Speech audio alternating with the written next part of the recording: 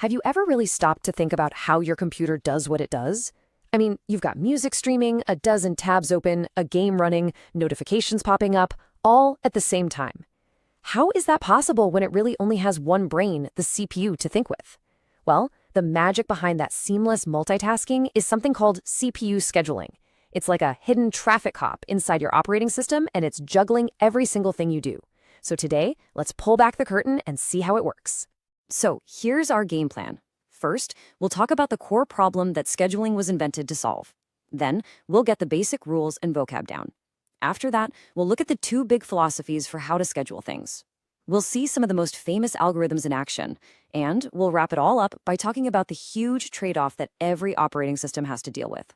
All right, let's dive right in. Section 1, the idle CPU problem. We have to start here because to understand the solution, you gotta understand why we even need it in the first place. It all boils down to avoiding waste. Okay, just think about it for a second. On a machine with one single CPU, only one thing can technically be happening at any given millisecond. One instruction, one calculation. So how on earth does it feel like everything is running all at once? It seems impossible, right? Well, this is the central mystery that scheduling solves for us. It all starts out simple enough. A process, let's say it's your web browser, gets the CPU's full attention. It starts executing its instructions, to render a web page or load a video. But then that browser needs to load an image, and that image is stored on your hard drive. That's called an I/O, or input-output operation. And here's the kicker. Compared to the lightning-fast CPU, waiting for the hard drive is an eternity. So the process has to just stop and wait. Now, in a really basic old-school system, while that browser is just waiting around, the CPU would be doing absolutely nothing, just sitting there twiddling its digital thumbs. All that incredible processing power, completely wasted. This right here is the idle CPU problem, and it's a massive, massive bottleneck. And this is where CPU scheduling swoops in to save the day. It's the operating system's brilliant solution. The moment one process has to wait, the scheduler jumps in, snatches the CPU away, and hands it over to another process that's ready to run. The whole goal is to keep that CPU busy 100% of the time if possible. Okay, so to really get how schedulers make these split-second decisions, we need to learn the language they speak. We have to understand the metrics they're trying to improve. So every scheduling algorithm is trying to juggle a few key goals. Number one, keep the CPU busy. That's utilization. But you also want to minimize how long programs have to wait around to get their turn. You want to minimize response time.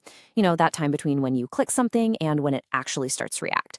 And finally, you want to maximize throughput, which is just a fancy way of saying get as many jobs done as possible in a given amount of time.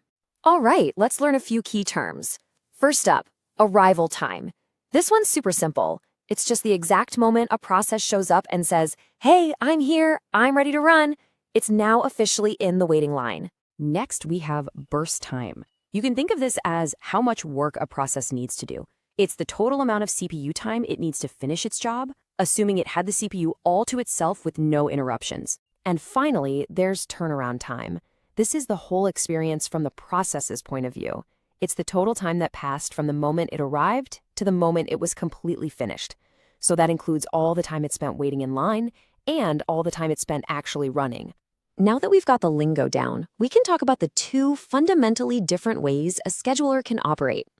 And honestly, this distinction is pretty much the most important concept in all of scheduling. So on one side, we have non-preemptive scheduling. In this style, once a process gets the CPU, it's got it for good. It holds onto it until it's either completely done or it decides on its own to stop, like when it needs to wait for I/O. But on the other side, we have preemptive scheduling. Here, the operating system is the boss. It can forcefully interrupt a process that's running, take the CPU away, and give it to someone else. There is an absolutely brilliant analogy for this that makes it all click. Think of the CPU as a teacher and the processes as students with questions. A non-preemptive teacher would pick one student and answer all 5 of their questions before even looking at anyone else. But a preemptive teacher would go around the room, answer one question from each student, and then circle back around.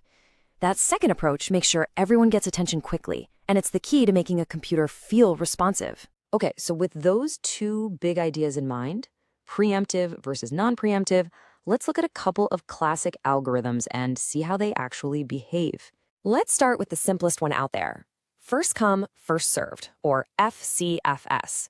It's non-preemptive, and it's exactly what it sounds like. It's a line at the bank.